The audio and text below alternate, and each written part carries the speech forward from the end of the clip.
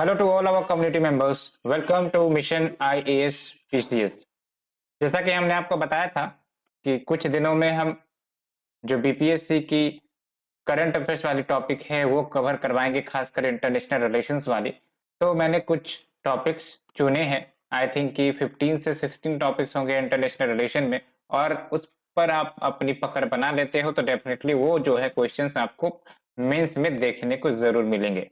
और ये जो कंटेंट है ये बेसिकली मैं विजन आईएएस के मैगजीन से उठा रहा हूँ, ताकि आपको भी रिवाइज करने में, कंटेंट एसेस करने में दिक्कत ना हो, सो दैट आपका जो कंटेंट वाली प्रॉब्लम होती है ना कि कंटेंट कहाँ से ढूंढे, तो वो प्रॉब्लम आपकी खत्म हो जाएगी। ठीक है। और चूंकि अच्छा खासा मटेरियल होता है ये, इस पर आप ट्रस्ट भी कर सकते हो, और ये लेटेस्ट आपका करंट अफेयर्स वाला ही है, तो डेफिनेटली ये आपको एक्स्ट्रा एज प्रोवाइड करेगा as compare to the material जो आप मार्केट में गेन करते हो। ठीक है। सो विदाउट डीलिंग हम स्टार्ट करने वाले हैं इंटरनेशनल रिलेशन के टॉपिक को।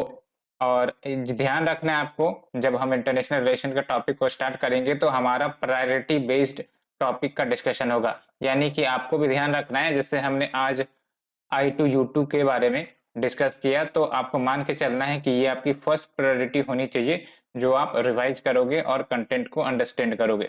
उसके बाद मैं दूसरा टॉपिक लेकर आऊंगा, तीसरा टॉपिक लेकर आऊंगा, तो इस अप्रोच से आपकी भी प्रॉब्लम का समाधान हो जाएगा और प्रायोरिटी बेसिस पर आप चीजें समझ सकोगे आसानी से। Here you can see the list of various topic जिस पर हम फोकस करने वाले हैं प्रायोरिटी बेसिस पर। तो आपको यहाँ पर मैं जिस्ट प्रोवाइड कर देता हूँ ताकि आप इस फ्लो में बने रहे। ठीक है। तो पहला हम आई टू यू टू के बारे में डिस्कस करेंगे, जो हमारा फर्स्ट लेक्चर होगा। उसके बाद हम जाएंगे इंडिया इजराइल रिलेशन के ऊपर। उसके बाद then we will move to the G20, then SCO, G7, BIMSTEC, BRICS, AUKUS and Quad. उसके बाद WHO, World Health Organization, and then ASEAN. उसके बाद RCP, Regional Comprehensive Economic Partnership जिसको कहते हैं, भारत ने इससे विद्रॉ कर लिया था, आपको ही पता है। And WTO, World Trade Organization, काफी इंपॉर्टेंट टॉपिक है, इस पर पूछा जाएगा। NAM, Non Aligned Movement. ठीक है, इसके बारे में हम जानेंगे। उसके बाद COP26, ये आपका इन्वायरमेंट सेक्शन का है, आपको ही पता है ना। इंडिया ने यहाँ पर जो 5 प्रिंसिपल्स दिए थे, ठीक है, आईएनडीसी को अपडेट करने की बात हुई थी, तो उस पर हम डिस्कस करने वाले हैं। अदर क्या की आउटकम्स हुए हैं COP26 से, उसको हम देखने वाले हैं। उसके बाद यूएनएससी रिफॉर्म्स बार बार चर्चा में रहता है। ठीक है, खासकर वीटो पावर जो कंसंट्रेटेड है 5 मेंबर्स के बीच, तो उन सब में रिफॉर्म्स की बात करी जाती है, गवर्नेंस लेवल पर रिफॉर्म करने की बात की जाती है, तो इस प्रकार से हम देखने वाले हैं। ठीक है। उसके बाद आप चलो बायलैटरल रिलेशंस हम देखेंगे जो न्यूज में रही है, जैसे श्रीलंकन क्राइसिस, और इसमें इंडिया का रोल भी रहा है। ठीक है, चाहे कुछ करेंसी हेल्प की बात हो, ठीक है, और भी बहुत सारे हेल्प भारत ने प्रोवाइड किए थे, आपने भी सुना होगा, काफी ज्यादा चर्चा में रहा था। उसके बाद यूक्रेन रशिया वॉर, ये तो लंबे समय से न्यूज में रही है, और इस पर हमने आपको इंडियन सोसाइटी में इम्पैक्ट पर क्वेश्चंस दिया था, है ना। इम्पैक्ट के टॉपिक पर आंसर्स प्रोवाइड किए थे या फिर लेक्चर्स दिए थे। Impact on economy, impact on society, impact on culture, जो भी है वो हमने बताया था, तो उसको आपको पूरा देख लेना है। ठीक है, और यहाँ पर हम इकोनॉमिक पर्सपेक्टिव से ही डिस्कस करने वाले वैसे।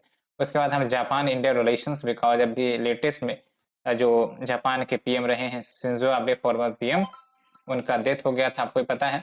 उसके बाद कोविड-19, ये हमने कोविड-19 ऑलरेडी डिस्कस कर लिया है इंडियन सोसाइटी के टॉपिक में, तो आप वहां से भी देख सकते हो। ठीक है, तो ये बातें निकल कर आ गई। उसके बाद अफगान तालिबान रूल, ये आपका डिस्कस करेंगे। इंडस वाटर ट्रीटी हमें डिस्कस करना है। उसके बाद चाइना लैंड बॉर्डर डिस्प्यूट, काफी ज्यादा न्यूज में रहा था, तो इसे हमें देखना है। उसके बाद 2+2 डायलॉग, ये यूएसए और इंडिया के बीच हम देखेंगे। वैसे तो रशिया और इंडिया के बीच में भी देखने को मिलती है, बट हम यूएसए और इंडिया पर फोकस रखेंगे। उसके बाद then we will move to the last topic, South China Sea. ठीक है, उसके बाद आपका कोई टॉपिक नहीं बचता।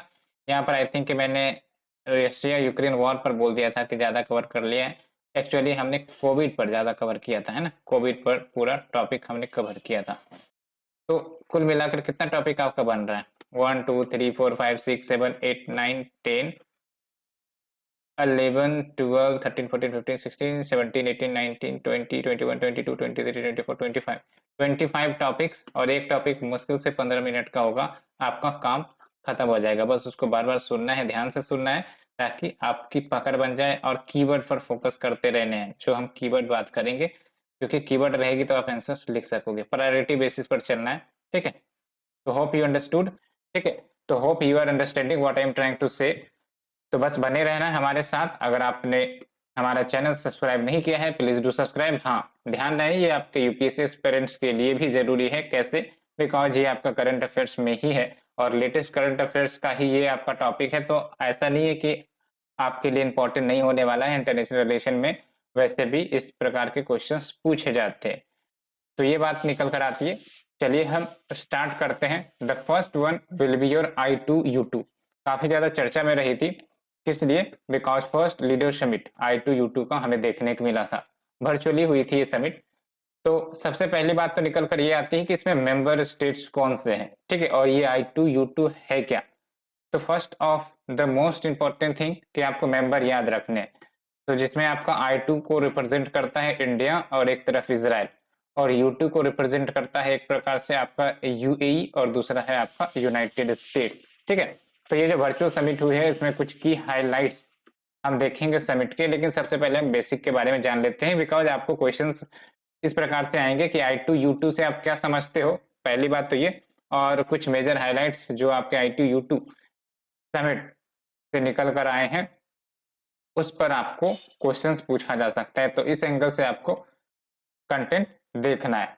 तो देखो आप, I2U2 एक प्रकार से पहली बार अक्टूबर 2021 में इसका मेंशन देखने को मिला था, जब अब्राहम एकॉर्ड्स देखने को मिल रही थी। Abraham Accords basically series of peace agreement है जो इजराइल और सेवरल अरब कंट्रीज के बीच देखने को मिलती है, जिसमें से UAE पहला आपका अरब कंट्री था जिसने अब्राहम एकॉर्ड को साइन किया था, ठीक है। और ध्यान रखें कि अब्राहम एकॉर्ड जो साइन हुई है वो बेसिकली मेडिएट करवाया गया है यूएसए के द्वारा, ठीक है। यूएसए यहाँ पर आपका मीडिएटर के रूप में एक्ट कर रहा है। वैसे अगर हम थोड़ा सा हिस्टोरिकल बैकग्राउंड में जाएं तो इजराइल और जो आपके अरब नेशंस है ना, इनके बीच रिलेशंस अच्छे नहीं रहे हैं, ये आपने पढ़ा भी होगा। तो बेसिकली इन रिलेशंस में सुधार लाने के लिए, किस प्रकार से पीस इकोनॉमिक प्रोस्पेरिटी बढ़ाने के लिए कोशिश की जाए, इसके लिए आपका अब्राहम अकॉर्ड्स लाया गया है। बेसिक मतलब यही है, ठीक है। तो देख सकते हो, it is a symbolic title that promotes unity between Arabic and Jewish people by recognising the shared patriarch. तो इतना बस आपको याद रखना है ताकि आप डेफिनेशन में लिख सको। और हाँ, ये जो आपका I2U2 लाया गया है ये किस इश्यू पर डील करेगा, तो बेसिकली ये मेरीटाइम सिक्योरिटी, ठीक है, infrastructure and transport development related matters को डील करेगा। और एक प्रकार से ये अंतरराष्ट्रीय फोरम है। फोरम का मतलब ये हुआ कि जो आपके ऑफिशियल्स है वो मीट करेंगे एक साथ और अल्टीमेटली जो common areas of mutual interest है, ठीक है, उस पर डिस्कशन होगा। इकोनॉमिक पार्टनरशिप कैसे बढ़ाया जाए, ट्रेड एंड इन्वेस्टमेंट कैसे प्रमोट किया जाए इन रीजन्स में, इस पर फोकस किया जाएगा I2U2 के माध्यम से। और I2U2 को एक प्रकार से वेस्ट एशियन क्वाड भी कहा जा रहा है, लेकिन एक प्रकार से इसमें मिलिट्री एंगल कम देखने को मिल रहा है। यानी कि ये जो है आपका कोई स्ट्रेटेजिक पर्पस के लिए ग्रुपिंग्स नहीं बनाई गई है। मेजरली फोकस इसका इकोनॉमी पर है कि किस प्रकार से इन चारों देश की इकोनॉमी को बूस्ट किया जाए, इन्वेस्टमेंट ट्रेड से प्रमोट किया जाए। सबसे इंपॉर्टेंट बात आपको ध्यान रखना है, 6 एरियाज ऑफ कॉपरेशन जो I2U2 के देश फोकस करेंगे। एक तो आप देख लो वाटर पर, दूसरा है आपका एनर्जी सिक्योरिटी पर, तीसरा है आपका ट्रांसपोर्टेशन पर, चौथा है आपका space, the fifth one is health and the sixth one is food security. तो आपको इसको डायग्राम के माध्यम से रिप्रेजेंट करवाना है। कैसे रिप्रेजेंट करवाओगे, तो अल्टीमेटली आप हेक्सागन का स्ट्रक्चर बना के ये जो आपका 6 कोर एरियाज है जिस पर फोकस करने वाली है, तो एक एक नाम करके लिख देना ताकि आपके मार्क्स अच्छे आए, ठीक है। साथ ही साथ ये सब जो कॉपरेशन होने वाली है इन सब फील्ड में, तो मेजर फोकस रहेगा कि जो कैपिटल की रिक्वायरमेंट होगी, यानी कि जो मनी या इन्वेस्टमेंट की रिक्वायरमेंट होगी, वो प्राइवेट सेक्टर से मोबिलाइज किया जाए, प्राइवेट सेक्टर के एक्सपर्टीज को हार्नेस किया जाए ताकि मॉडर्न इंफ्रास्ट्रक्चर डेवलप हो, low carbon development pathways industries के लिए, यानी कि यूं कह सकते हो कि क्लाइमेट क्राइसिस के भी सिचुएशंस को हैंडल किया जा सकेगा एंड पब्लिक हेल्थ इंप्रूव हो, साथ ही साथ डेवलपमेंट प्रमोट किया जा सके critical emerging and green technology का। ग्रीन टेक्नोलॉजी वैसी टेक्नोलॉजी होती है जो बेसिकली कम कार्बन इमिशन करने में सक्षम होती है, ठीक है। तो ये ध्यान रखना है आपको। जैसे ग्रीन इकोनॉमी बोलते हैं, तो ग्रीन इकोनॉमी मतलब क्या हुआ कि भाई साहब हमारी जो इकोनॉमी है ना इन्वायरमेंट फ्रेंडली बेस्ड है, यानी कि जैसे आप ऑर्गेनिक इथेनॉल से आप जो ब्लेंडिंग करते हो, ठीक है, तो वो बातें हो गई। या फिर आपका जो हाइड्रोजन मिशन की ही बात कर लो, ठीक है, तो ये सब है, या फिर इलेक्ट्रिक व्हीकल सब की बात कर लो। तो इस प्रकार से हमने ये देखा। अब क्वेश्चंस का पैटर्न हम देख लेते हैं। सबसे पहली बात हमने बेसिक डिस्कस कर लिया। Now let's talk with the key highlight जो समिट के देखने को मिले, बिकॉज इस पर क्वेश्चन बनेगा। तो किन किन मुद्दे पर बात हुई थी, तो फूड सिक्योरिटी पर पहला बात तो ये, और ये प्रीलिम्स के लिए भी इंपॉर्टेंट है। और दूसरा आपका रिन्यूएबल एनर्जी के टॉपिक पर, बिकॉज मैंने आपको बताया कोर टॉपिक्स जो आपका I2U2 का रहा है, एक एनर्जी भी रहा है। साथ ही साथ तीसरा जो आपका टॉपिक रहा है एम फॉर क्लाइमेट। ये जो एम है ना, ये basically agricultural innovation mission for climate initiative इसका फुल फॉर्म है, ठीक है। तो यहाँ पर हम देखेंगे, एक एक करके देखते हैं। तो फूड सिक्योरिटी की बात करें तो बेसिकली यूएई $2 बिलियन इन्वेस्ट करेगा, जहां इंटीग्रेटेड फूड पार्क सेटअप किए जाएंगे पूरे भारत देश में, और इन जगहों पर क्लाइमेट स्मार्ट टेक्नोलॉजीज का डिप्लॉयमेंट किया जाएगा ताकि फूड वेस्टेज कम हो, फूड स्पॉइलेज कम हो, और फ्रेश वाटर भी कंजर्व किया जा सके, ठीक है। नहीं तो आप देखते हो कि काफी ज्यादा एक प्रकार से फूड वेस्टेज हमारे देश में हो जाती है because of the lack of cold storage infrastructure like some that, ठीक है। तो इस एंगल से आप देखो रिन्यूएबल एनर्जी में क्या कॉपरेशन हुआ है, तो hybrid renewable energy project establish किए जाएंगे गुजरात में। ये भी काफी इंपॉर्टेंट पॉइंट है। हाइब्रिड रिन्यूएबल एनर्जी की बात करें तो ध्यान रखना है कि ये जो आपका हाइब्रिड रिन्यूएबल एनर्जी प्रोजेक्ट होता है, इसमें more than one source of renewable energy होते हैं। जैसे आप सोच लो कि एक एरिया है, ठीक है, एक एरिया है, यहाँ पर आपका सोलर एनर्जी भी है और एक वहीं पर आपका विंड एनर्जी भी है। तो ये हो गया आपका हाइब्रिड, यानी कि more than one source of renewable energy अगर प्रेजेंट है तो वो आपका हाइब्रिड रिन्यूएबल एनर्जी कहलाएगा, ठीक है। और लगभग इसके 300 मेगावाट्स की wind capacity plus solar capacity, जैसा कि मैंने आपको बताया। और कहीं ना कहीं ये जो है इंडिया को मदद करेगा to achieve their targeted goal of 500 gigawatt of non fossil fuel capacity by 2030, ठीक है। तो ये सब आपको चीजें ध्यान में रखनी है ताकि आप लिख सको एग्जाम में। ये सब जो कुछ एक दो फैक्ट्स हैं, तब जाके आपको मार्क्स भी अच्छे मिलेंगे। अब बात करते हैं अल्टीमेटली सिग्निफिकेंस क्या है I2U2 का इंडिया के लिए।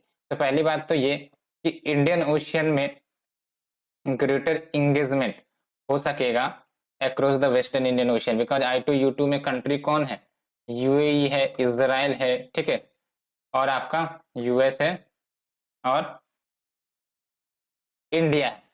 तो जो आपका इजराइल और यूएई है वो आपका क्या है, एक प्रकार से वेस्टर्न इंडियन ओशियन में लाई करता है ना। जैसे यूएई की बात कर ले तो along the Persian gulf, Israel की बात कर ले तो जो आपका रेड सी के अलोंग है, ठीक है। तो कहीं ना कहीं अगर इन चारों देश के बीच कॉपरेशन होता है तो ग्रेटर इंगेजमेंट देखने को मिलेगा इंडियन ओशियन में इन देशों का across the western Indian ocean, ठीक है। और एक इकोनॉमिक पॉइंट ऑफ व्यू से सिग्निफिकेंस देखे तो आप देख लो एटलीस्ट 12% ऑफ वर्ल्ड ट्रेड वो स्वेज कैनाल से पास करता है, ठीक है। और स्वेज कैनाल आपका इंडियन ओशियन को लिंक करता है मेडिटेरेनियन सी से वाया रेड सी। तो आपको ही पता है ना, ये जो आपका रेड सी है इस टाइप से आई थिंक कि रेड सी रहता है आपका, और अल्टीमेटली ये जो आपका स्वेज कैनाल देखने को मिलता है। तो बेसिकली आप यहाँ पर डायग्राम में देखो, मैंने आपके लिए डायग्राम लेकर आया है। तो ये आपका रेड सी है और ये आपका इजिप्ट है, ठीक है। और ये आपका यहाँ पर स्वेज कैनाल होगा इधर, और ये आपका इजराइल है, ठीक है। तो ये जो स्वेज कैनाल है ना, ये आपका मेडिटेरेनियन सी एक तरफ और रेड सी दूसरी तरफ उसको कनेक्ट करता है, ठीक है। तो ये हो गया आपका। तो होप यू अंडरस्टूड। और दूसरा सिग्निफिकेंस की बात करें तो मार्केट एसेसिबिलिटी बढ़ेगी, बायलैटरल ट्रेड बढ़ेगा, साथ ही साथ access to strategic markets in West Asia, ये भी फैसिलिटेट होगी खासकर यूएई के साथ, तो जॉब क्रिएशन भी इंडिया में बढ़ेगा। उसके बाद मिडिल ईस्ट के साथ और अच्छे और गहरे रिलेशंस हो सकते हैं। इंडिया जो है अपनी जो टाइज है या फिर दोस्ती है डिपेंड कर सकती है, मिडिल ईस्ट में अपना प्रेजेंस बना सकती है, और भारत के लिए मिडिल ईस्ट में प्रेजेंस बनाना या फिर पॉजिटिव रिलेशंस रखना इंडिया की एनर्जी और इकोनॉमिक इंटरेस्ट के लिए काफी बेनिफिशियल होता है, बिकॉज खासकर एनर्जी की बात करें तो हम पेट्रोल और डीजल जो है मिडिल एशिया से मंगवाते हैं, ठीक है। तो ये बात निकल कर आती है। साथ ही साथ लार्ज डायस्पोरा का प्रेजेंस भी है, इंडियंस जो है काफी ज्यादा उन रीजन में या फिर मिडिल ईस्ट के रीजन में रहते हैं, तो ये सब भी बात है, ये बात निकल कर आती है। तीसरा सिग्निफिकेंस की बात करें तो ग्लोबल पोजीशन भारत का बढ़ेगा, बिकॉज भारत बहुत सारे नए नए ग्रुप्स को ज्वाइन कर रहा है, तो इंडिकेट करता है कि हाँ भारत का जो ग्लोबल पोजीशन है वो बढ़ रहा है। जैसे क्वाड को ज्वाइन करने के बाद इंडिया का इंक्लूजन हुआ I2U2 में, तो भारत की ग्लोबल पोजीशन बढ़ रही है। उसके बाद सिक्योरिटी के लिहाज से भी इम्पोर्टेंट है, because it would help to minimise threats like maritime piracy, illegal smuggling of drugs and weapons, and सबसे इम्पोर्टेंट बात टेररिज्म। लेकिन कुछ इश्यूज भी हैं I2U2 के साथ। पहली बात तो क्लैरिटी नहीं है कि आखिरकार इस I2U2 की जो स्ट्रेटेजिक गोल्स है किस पर इसे फोकस करना है, कोई आपका इस पर क्लैरिटी नहीं है, बिकॉज ऐसा माना जाता है कि इस ऑर्गेनाइजेशन को क्रिएट किया गया है टू कंटेन ईरान, और अगर इस पर्सपेक्टिव से बनाया गया है इस ऑर्गेनाइजेशन को, तो डेफिनेटली जो रिलेशन है इंडिया और ईरान के बीच वो कहीं ना कहीं खटास आ सकती है उसमें। उसके बाद देख लो एसिमेट्री देखने को मिलती है मेंबर्स के बीच, कहने का मतलब एक यूएसए है और एक इजराइल है, वो मिलिटरली स्ट्रॉन्गर है as compare to India and UAE. उसमें भी आप देख लो यूएसए और इजराइल के बीच, तो यूएसए जो है वो बेसिकली सुपर पावर है कि नहीं है? तो ये आपका एसिमेट्री देखने को मिलता है। साथ ही साथ कॉपरेशन के मुद्दे पर इश्यू आ सकती है, बिकॉज जो भी मेंबर्स हैं I2U2 के, उसके कंफ्लिक्टिंग व्यू पॉइंट्स है, पोजीशंस हैं कि कैसे चाइना से डील करना है, रशिया से डील करना है, तो अल्टीमेटली अदर देश के रिलेशंस के बीच में भी खटास आ सकती है। जैसे आप देख लो इंडिया की ही बात करिए तो इंडिया ने वोट देने से इनकार कर दिया था on the Russia Ukraine war, बाकी अन्य देश उन्होंने सपोर्ट किया था, वोट डाला था, है कि नहीं? तो अल्टीमेटली ये बात हो गई। साथ ही साथ सिक्योरिटी के मैटर की बात करें तो ये चैलेंज भी पोज कर सकता है इंडिया के लिए, बिकॉज ये US sponsored and backed Israel Arab security deal है, तो इंडिया की जो स्ट्रेटेजिक ऑटोनॉमी है मिडिल ईस्ट में, ठीक है, उसको अफेक्ट कर सकता है। और भारत जो है जनरली आपको ही पता है ना किसी का पक्षधर नहीं रहता है, न्यूट्रल रहता है, तो ऐसे में ग्रुपिंग्स में शामिल होगा तो हो सकता है भारत के ऊपर दबाव पड़ने लगे, तो it can affect the India strategic autonomy. And next जो इंटरनल कन्फ्लिक्ट इन वेस्ट एशिया वो काफी ज्यादा रहती हैं, आपने भी बार बार सुनते रहते होगे इंटरनल कन्फ्लिक्ट के बारे में। तो ऐसे में क्या होगा कि जो सिग्निफिकेंट पार्टनर्स है इंडिया के, जैसे ईरान, ये क्या करेगा, करंट ग्रुपिंग्स को छोड़कर दूसरे के ग्रुपिंग में चला जाएगा। यूं कह सकते हो कि दो ग्रुप्स बन जाएंगे, एक तरफ आपका चाइना, पाकिस्तान, रशिया, ईरान और तुर्की, और दूसरी तरफ आपका इंडिया, इजराइल, यूएसए, यूएई, है ना? तो सोचो ये ग्रुप जो है कहीं ना कहीं भारत के लिए दिक्कत हो जाएगी अगर इस प्रकार के ग्रुप बन गए, बिकॉज रशिया, इंडिया, ईरान ये सब काफी क्लोज फ्रेंड्स है कि नहीं? तो अगर हम इनसे दूर हो जाएंगे तो कहीं ना कहीं हमारे स्ट्रेटेजिक इकोनॉमिक इंटरेस्ट प्रभावित हो जाएंगे। तो वे फॉरवर्ड क्या है, तो बायलैटरल कंसर्न्स को एड्रेस करिए, ठीक है। साथ ही साथ कॉपरेशन को एक्सपेंड करिए by advancing cooperation in new areas in the future. उसके बाद डेवलपमेंट प्रमोट करना है, जैसे इंफ्रास्ट्रक्चर स्ट्रेंथन करिए, क्लाइमेट चेंज एंड मिटिगेशन पर फोकस करिए, पब्लिक हेल्थ, तो ये सब पर फोकस करना होगा। साथ ही साथ पीस मेंटेन करिए, ठीक है, बिकॉज I2U2 का एम क्या होना चाहिए कि जो ग्लोबल ग्रोइंग कंसर्न्स है जैसे energy crisis, food security crisis, economic slowdown in the West Asian region, तो उसको एड्रेस करना है, and maintaining peace in the region, ठीक है। तो होप यू अंडरस्टूड। अब ये हमारे टॉपिक्स के इम्पोर्टेंट है नहीं, इसलिए मैं इसको डिस्कस नहीं करवा रहा हूँ। लेकिन कुछ ऐसे एग्जांपल्स आपको कहीं पर यूज करने के लिए मिल सकते हैं, उस कीवर्ड पर आपको फोकस करना है। और इंडिया हमेशा किस किस चीज पर फोकस करता है, एक्ट ईस्ट पॉलिसी पर, लुक वेस्ट पॉलिसी पर, security and growth for all in the region. तो ये सब कीवर्ड इंटरनेशनल रिलेशंस में आते हैं, ठीक है।